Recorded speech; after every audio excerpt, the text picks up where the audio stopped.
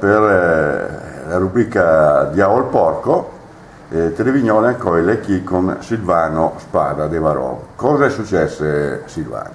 È successo che ho lavorato una vita e sono stato flessibile come il flessibile della vasca da bagno, come il disse Sacconi che bisogna essere flessibili. Esatto. Purtroppo dopo 40 anni di lavoro, perché ho cominciato a 15 anni, mi sono riqualificato, sono stato all'estero a lavorare. Sono tornato in Italia e sono finito all'Aquafil.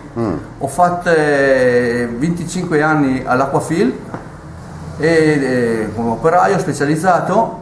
A un certo punto sono in pensione con diritto di 36 anni.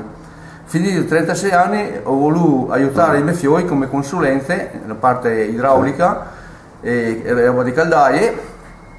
E a un certo punto, pagando il CUT, pagando tutte quelle tasse che se non ti paghi non ti puoi cominciare in cantiere, adesso però l'INPS, quei 2 anni lì, non la mai riconosce, non so perché, non la mai risponde, mi fa domanda e non mi dice niente a nessuno che mi fosse, non so, l'ultimo arrivato, come fosse un esodato di qui della Santa Sede.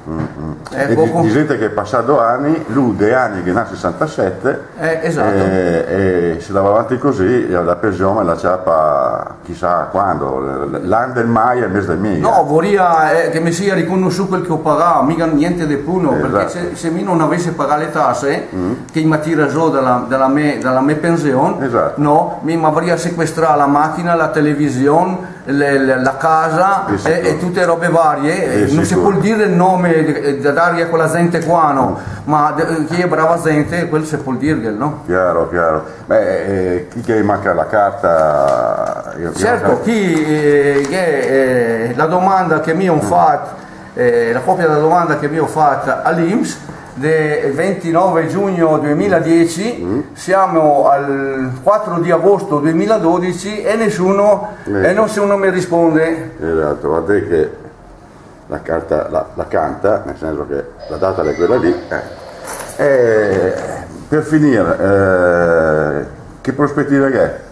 Le prospettive non sono, che adesso una roba all'INPS, una roba a vedere, ma mi dirà, deve aspettare, non so se devo aspettare, tanto che il signor Gallas mi fa la foto e mette sulla lapide, non so una cosa che potrò aspettare, perché se te va lì che ti alza la voce e ti dice stia calmo di che cosa, ti ferma il vigile stia calmo, ti ferma i poliziotti stia calmo, ti ferma la finanza stia calmo.